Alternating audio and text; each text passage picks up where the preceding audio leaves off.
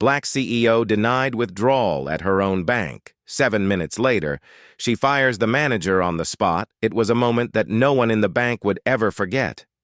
The black CEO walked into her own bank, ready to make a routine withdrawal.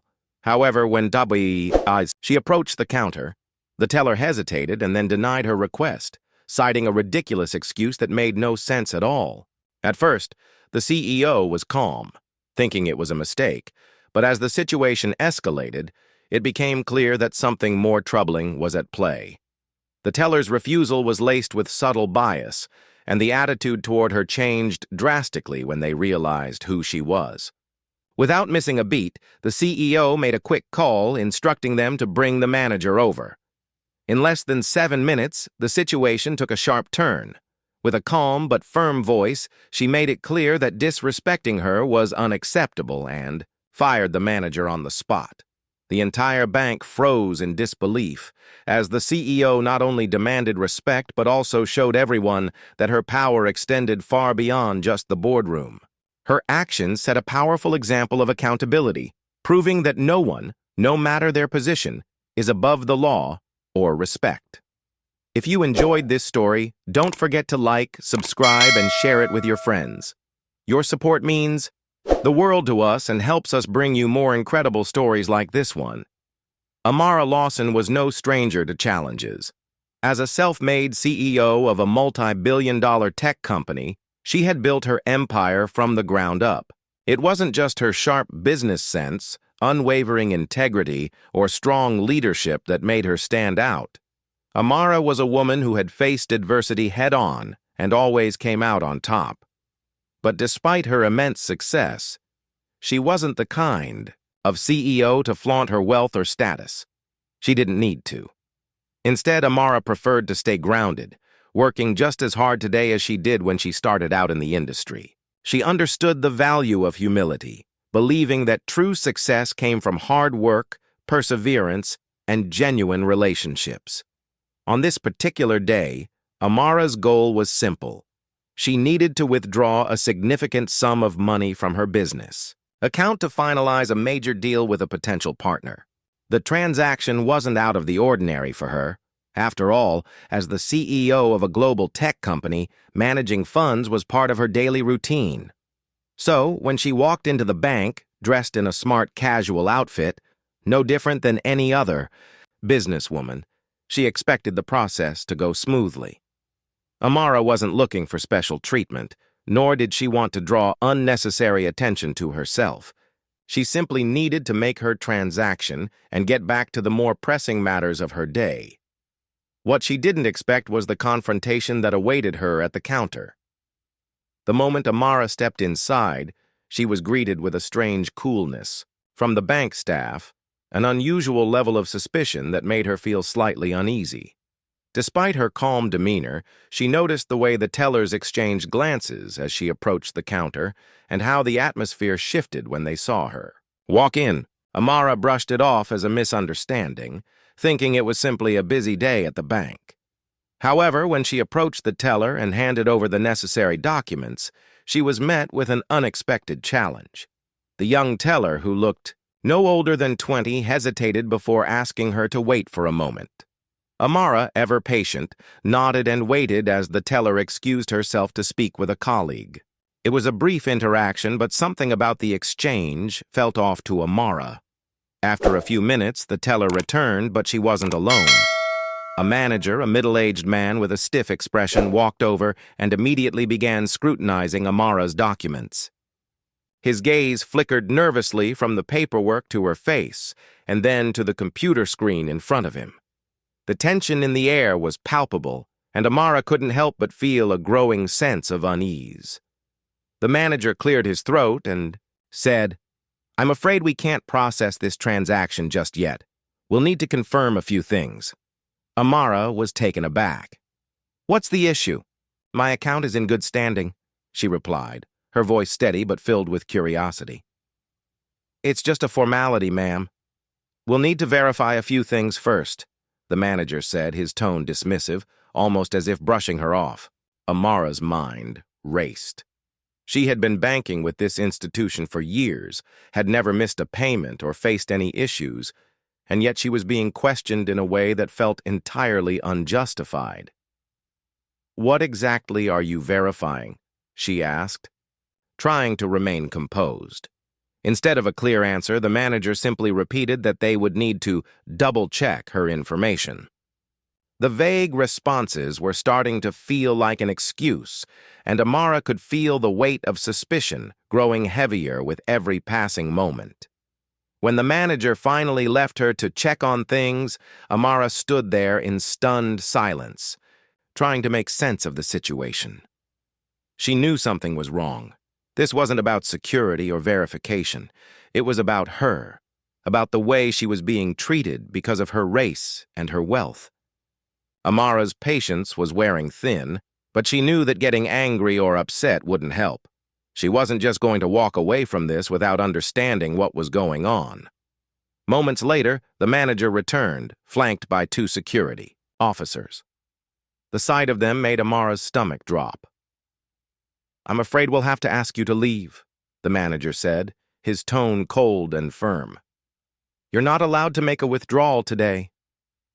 Amara's eyes widened, and her blood ran cold. She had been more than patient, and now she was being treated like a criminal in her own bank.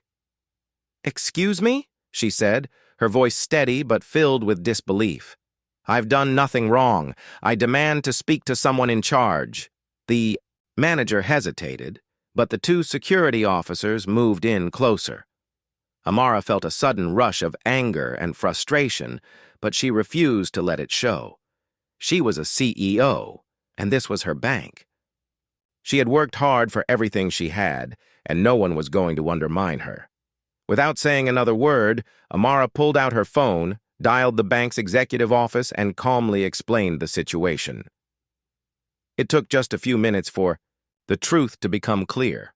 The manager had overstepped his bounds, acting out of his own biases. Amara's voice didn't shake. She was confident, and she demanded an immediate resolution. Amara Lawson had always been someone who valued fairness, so when she entered her bank to make a routine withdrawal, she never expected the treatment she received. As a successful CEO of a global tech company, she had dealt with countless business transactions, but this time, she walked into the bank expecting nothing more than the usual process. However, as soon as she approached the counter and handed over her documents, the young bank clerk hesitated, exchanging a nervous glance with a colleague before asking Amara to wait. She didn't think much of it at first, but soon realized something was amiss. The clerk excused herself, and a few moments later, the bank manager, a middle-aged man named Greg, arrived. His expression was stiff and impersonal as he scrutinized her paperwork. The tension in the air was palpable, and Amara could sense the growing unease from the staff. When Greg informed her that there was an issue with her transaction and that they would need to verify a few things, she was caught off guard. "What issue?" she asked calmly, confused by the sudden change in procedure. "My account is in good standing." But instead of giving her a clear answer, Greg simply repeated that they needed to double-check her information. The vague explanation only added to her frustration, and Amara began to suspect that this wasn't about a simple error. It felt personal. She had been banking with the institution for years without issue, and yet here she was, being treated as if she didn't belong. Her patience began to wear thin, but she chose to remain calm. When Greg left to speak with his colleagues, Amara stood in silence, trying to make sense of what was happening. She knew something wasn't right. This wasn't about verification. It was about something much deeper, possibly a reflection of bias or discrimination. The minutes stretched into what felt like an eternity, and when Greg returned, accompanied by 2 security officers, Amara's heart sank. His cold, dismissive tone made it clear that they were no longer treating her as a valued customer, but as an unwanted presence. "I'm afraid we'll have to ask you to leave," Greg said. "You're not allowed to make a withdrawal today." Shocked, Amara stood frozen for a moment, trying to process the words she had just heard. "Excuse me?" she asked, her voice steady but filled with disbelief. "I've done nothing wrong. I demand to speak to someone in charge." The two security officers moved closer, standing in front of her as if she were a criminal. Amara's frustration boiled over, but instead of succumbing to the tension in the air, she took a deep breath. She knew her rights, and she wasn't about to let anyone treat her this way. Without saying another word, she pulled out her phone and dialed the bank's executive office. She explained the situation succinctly, detailing how she was being unfairly treated and denied access to her own funds. The calmness in her voice was unwavering, and it didn't take long for the bank's executive team to respond. Within minutes, Amara was connected with the CEO of the bank, who was clearly caught off guard by her complaint.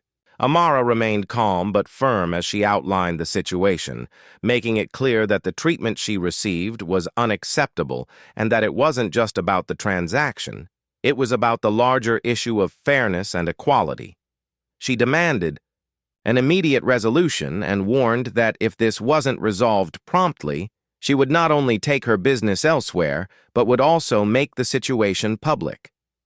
The CEO was apologetic and promised to investigate the matter right away. Amara, feeling vindicated but still upset, waited as the situation unfolded. Minutes later, the manager, Greg, was called into the CEO's office.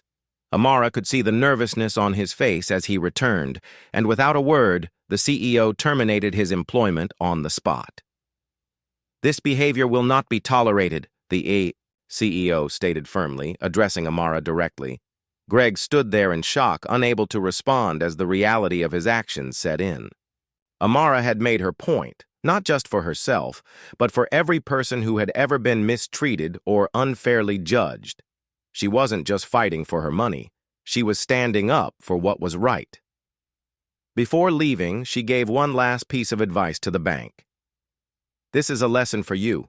Treat your customers with respect, no matter their race or background." As she left the bank, her phone rang again. This time, it was the manager of a rival airline who had heard about the incident. Recognizing the leadership and integrity Amara had shown, he offered her a substantial investment in her business. Amara's frustrating day had turned into a victory, and the lesson was clear. Standing up for what's right, no matter the cost, could change everything. It wasn't just about getting her money. It was about taking a stand and showing that one person's actions could make a powerful impact on an entire system. Amara approached the counter with her usual calm and collected demeanor, ready to handle what she thought would be a routine transaction. The young bank clerk greeted her with a polite smile, and Amara handed over the necessary documents for the withdrawal. She expected the process to go smoothly, as it always had in the past. However, there was an immediate hesitation from the clerk. The young woman glanced nervously at the computer screen before asking Amara to wait for a moment. At first, Amara didn't think much of it. Perhaps it was just a small technical issue. But as the minutes stretched on, she started to notice that the clerk seemed to be whispering to a colleague in hushed tones, her demeanor shifting from professionalism to something more uncertain. Amara could feel the unease in the air. Staff around her seemed to be exchanging glances, their discomfort palpable, and she began to sense that something was not right. Her intuition told her that there was more going on than just a typical banking procedure. The young clerk eventually excused herself, and Amara remained standing by the counter, her patience starting to wear thin. After a few more moments, a manager appeared. His name was Greg, a middle-aged man with a stiff expression and an air of authority about him. He greeted Amara with a tight-lipped smile but didn't seem particularly friendly. Without offering an explanation, he informed her that they would need to verify her identity before processing the large withdrawal. Amara was taken aback. She had been a loyal customer of the bank for years, and this was the first time anyone had ever questioned her identity or put her through such an unusual verification process. She had always trusted this institution with her business, and now she was being made to feel as though her word wasn't enough. "What's the issue?" Amara asked, trying to maintain her composure, but there was a growing sense of confusion and discomfort building inside her. I've been banking with you for years. My account is in good standing, and I've never had an issue before. Why the sudden need for verification? Greg didn't immediately respond. Instead, he simply said, "It's just a formality. We need to verify some details before proceeding." His tone was dismissive, almost as though he was brushing her off, and the lack of a clear explanation only heightened Amara's sense of unease. She handed over her identification, assuming that the request was simply a routine procedure. After all, she had nothing to hide. But as the minutes dragged on and Greg disappeared into the back office, Amara couldn't shake the feeling that something more was at play.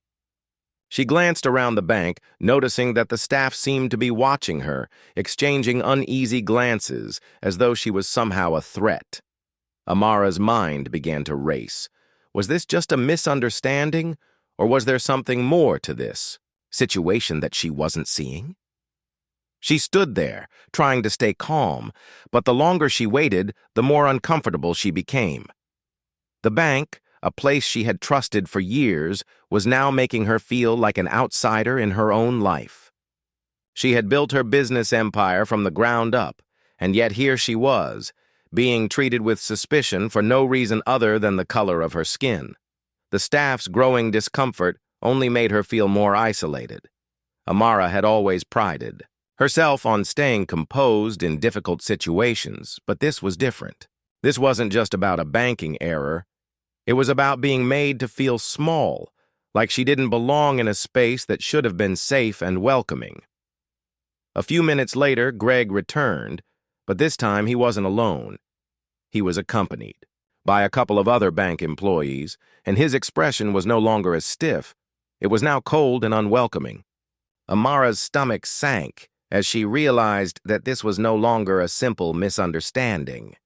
The situation was escalating, and the feeling in the pit of her stomach told her that this wasn't about a routine check. It was something far more personal. Greg's face was now set in a firm expression, and he spoke with a tone that left no room for discussion. "I'm afraid we're going to have to ask you to leave," he said. "We cannot process your withdrawal at this time." Amara's mind spun. She had done nothing wrong. She had been patient, cooperative, and respectful. But now they were asking her to leave her own bank without explanation, without her money. She stood frozen for a moment, trying to process the words she had just heard. "Excuse me?" Amara asked, her voice steady but filled with disbelief. "What do you mean, ask me to leave? I've done nothing wrong. I have a right to access my funds." Greg's expression didn't change, but the two employees flanking him moved in closer. They had clearly been instructed to stand by him. But Amara wasn't about to back down. She was a CEO, she was a customer, and she was not going to let anyone take away what was rightfully hers. As the minutes turned into what felt like an eternity, Amara's frustration grew. She could hear whispers and felt the staff's judgment weighing on her. What was taking so long? Why were they acting like this was an unusual request? The manager returned after a long delay, his expression slightly more strained. "I'm sorry, but we need to ask you to leave and come back tomorrow," Greg said, his voice no longer polite. "There seems to be an issue with your account." Amara's heart sank. She knew there was no issue with her account. Everything was in order. She had been banking with them for years, and her account was well funded. Something didn't add up. Her voice remained steady but firm as she asked, "What issue are you referring to?" Greg looked at her uneasily and didn't answer directly. He merely gestured to the security guard near the entrance. That was when the realization hit her. They were treating her like a criminal, a regular person with no standing. "I'm sorry," she said, standing up. "I'm not leaving without my withdrawal. I have a right to access my money." The situation was quickly escalating, and Amara could feel the tension building. As the security guard approached her, Amara calmly but decisively pulled out her phone and made a call. She dialed her lawyer, her voice steady but filled with authority. "Get me the CEO of this bank, now," she said, without hesitation. Within minutes, she was connected to the CEO. Amara explained the situation, her voice sharp but controlled. She made it clear that she was being treated unfairly, being denied access to her funds for no reason other than the assumption that, as a black woman, she didn't belong in their banking system. "I demand an explanation for this," she said firmly. "If this isn't resolved immediately, I will be taking my business elsewhere, and I will make sure everyone knows why." The CEO, clearly caught off guard by Amara's calm but firm tone, promised to investigate the matter immediately. Within minutes, the manager was called into the CEO's office. Amara watched as Greg returned, his face pale with embarrassment. He apologized profusely, but it was too late. The damage had been done. "I am terminating your employment effective immediately," the CEO told Greg, who stood speechless. "This incident will not be tolerated." Amara had made her point. She wasn't just standing up for herself, she was standing up for every person who had ever been unfairly judged or mistreated. She made one final statement before leaving the bank. "This is a lesson for you. Treat your customers with respect, no matter who they are, what they look like, or where they come from." As Amara left the bank, her phone rang again. This time it was the manager of her rival airline who had heard about the incident. He offered her a substantial investment, seeing the leadership and determination she had displayed. Amara's day had been turned upside down, but in the end, she turned it into a victory. It wasn't just about getting her money, it was about showing that one person's actions could change an entire system.